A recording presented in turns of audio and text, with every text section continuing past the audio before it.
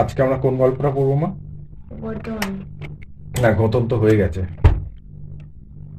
এটা এটা তো ঘটনের গল্পটা হয়ে গেল। আবার একটু পড়ে শোনা। আজকে আমরা লীলা মজুমদারের আরেকটা গল্প পড়ে শুনবো। এটাও লীলা মজুমদার লিখে দিয়েছিল। লীলা মজুমদার গানটা শুনেছিস তুই? কই না তো। পকেট ভর্তি নুড়ি পাথর, আবছা আলো হ্যাঁ, শুনেছি এই অন্ধকার। গানটা। তাহলে লীলা মজুমদারের গানটা শুনিনি? ওর গল্পটা শুনিনি। লীলা মজুমদার এরকম বাচ্চাদের জন্য সুন্দর সুন্দর গল্প লিখতো মা। আজকে আমরা শুনবো পেয়ারা গাছের নিচে।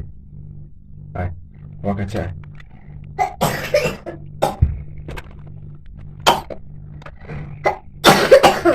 মা,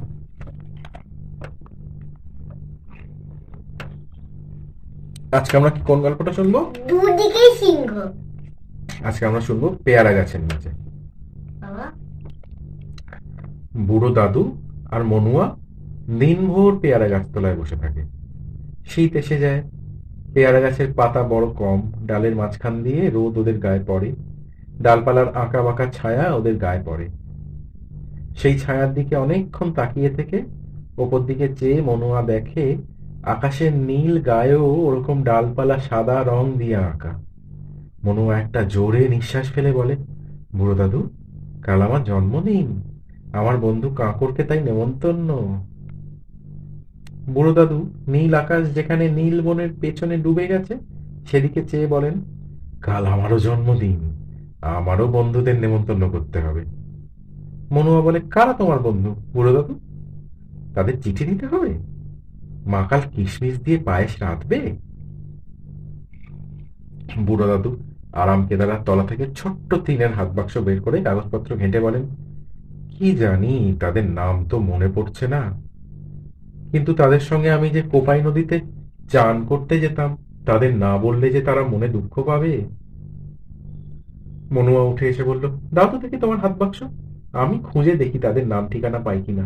বুড়ো দাদুর কে কে বন্ধু, তাদের নাম ভুলে গেছে বুড়ো দাদু। বুড়ো দাদু তো অনেক বয়স হয়ে গেছে। ছোটবেলায় বন্ধু ছিল, কোপাই নদীতে বন্ধুদের সাথে চান করতে যেত। বুড়ো দাদুর ইচ্ছে হয়েছে জন্মদিনে বন্ধুদেরকে নেমন্তন্ন করবে, কিন্তু বুড়ো দাদুর আর তাদের কথা নাম মনে নেই। মা, কি হবে? কি হবে মা? মনুয়া উঠে এসে বলে, দাও তো দেখি তোমার হাত বাক্স, আমি খুঁজে দেখি তাদের নাম ঠিকানা পাই কিনা। কিন্তু বুড়ো দাদু কিছুতেই বাক্স দেবেন না। বলেন, না রে মনুয়া, তোর বাবাকে নাকি তার বাবাকে কাকে যেন একবার দিয়েছিলাম, সে ঘেঁটে ঘুঁটে তছনছ করে দিয়েছিল, পরে রসিদ খুঁজে পাওয়া যায়নি। তুই বরং অন্য কোথাও খুঁজে দেখিস। তাহলে মাকে কজনের জন্য পায়েস রাখতে বলবো বুড়ো দাদু? বল গে, 5 জনের জন্য।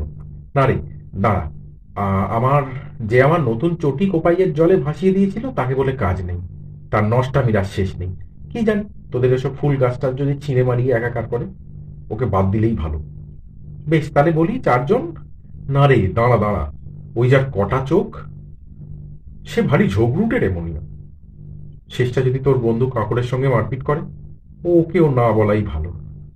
তবে কি 3 জনকে বলা হবে বুড়ো দাদু? বুড়ো দাদু অবাক হয়ে বলল, 3 জন আবার কোথায় পেলি মনুয়া? গয়লাবাড়ির ওপারে যে থাকে, গয়লালের কাছ থেকে চুরি করে মাখন খেয়ে খেয়ে তার শরীরে আর কিছু নেই, অত পায়েস তার সইবে কেন? ওর নামটাও কেটে দে। মনুয়া বলল, তাহলে আমার বন্ধু কাঁকর আর কাঁকরের ছোট ভাই উদো আসবে, আর তোমার বন্ধু 2 জন তো? যাই, মোকে বলে আসি গিয়ে। বুড়ো দাদু তাই শুনে মহা ব্যস্ত হয়ে ওঠেন। কি জ্বালা, অত তাড়াটা কিসের শুনি? ওই 2 জনের একজনের মুখে সারাক্ষণ মন্দ কথা লেগেই আছে। মন্দ কথা মানে বাজে কথা, যে পচা পচা কথা বলে। ওই 2 জনের একজনের মুখে সারাক্ষণ মন্দ কথা লেগেই আছে। সে সব শুনে যদি তোরা শিখে ফেলিস, থাক, ওকে না বলাই ভালো। বুড়ো দাদু বলছে, 5 জন ফ্রেন্ড ছিল বুড়ো দাদুর, তারপর থেকে একজন একজন করে বাদ যাচ্ছে। কি গন্ডগোলের ব্যাপার রে। একজন নাকি খুব দুষ্টু, সব ঘেঁটে ঘুটে তছনছ করে দেয়। ওর নতুন বুড়ো দাদুর নতুন চটি কোপাইয়ের জলে ভাসিয়ে দিয়েছিল, ও তাকে না বলাই ভালো। তারপর মনে হলো, ও আরেকটা লোক আছে, তার কটা চোখ, চোখটা কটা মানে এরকম বড় বড়, এরকম এরকম কটা চোখ, ভেরি ভারী ঝোঁক রুটে। শেষটা যদি ওর বন্ধুর সাথে ঝগড়া করে, তাকেও না বলাই ভালো। আরে বাবা বুড়ো দাদু, তোমার বন্ধুদের এই যে বললে ডাকবে, তারপর তো একজন একজন করে বাদ দিয়ে যাচ্ছ। হ্যাঁ, ও গয়লা বাড়ির ওখানে যে থাকে, ও চুরি করে করে মাখন খেয়ে মোটা হয়ে গেছে, ওর পেটে পায়েস সইবে না, ওকেও না বলেই ভালো। ও তাহলে দুজন? তারপর বলছে যে না না, দুজনও নয়, তাদের মধ্যে আবার একজন সবসময় খালি পচা পচা কথা বলে, তাকেও না ডাকাই ভালো। তাহলে কজন বাঁচলো? আর একজন? মনুয়া বুড়ো দাদুর কাছে ঘেঁষে এসে বলল, তবে কি মোটে একজনকে বলবো?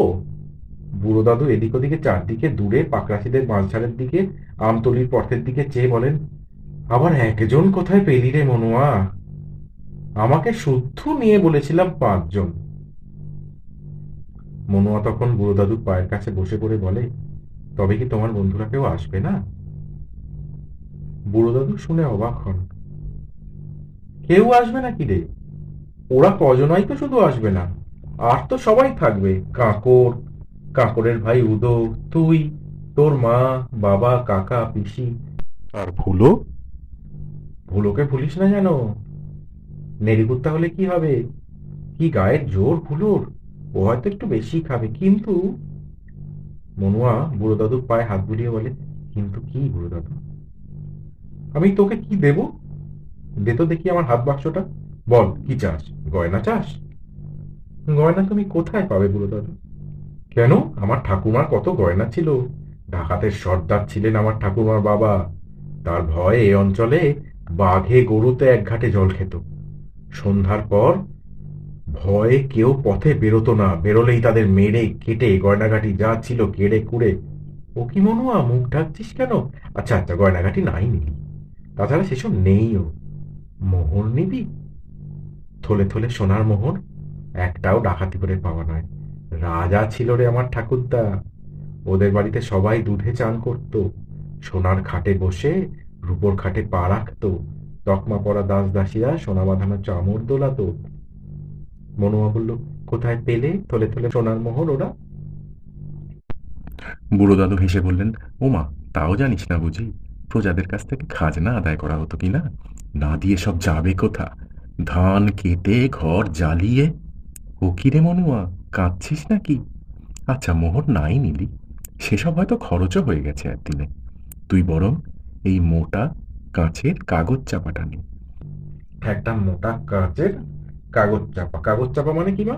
Paper wait. পেপার ওয়েট থাকে না? তুই বরং এই মোটা কাচের কাগজ চাপাটা নে। কাঁচ মানে গ্লাস। বুড়ো দাদু মোটা কাচের কাগজ চাপাটা উঁচু করে তুলে ধরেন।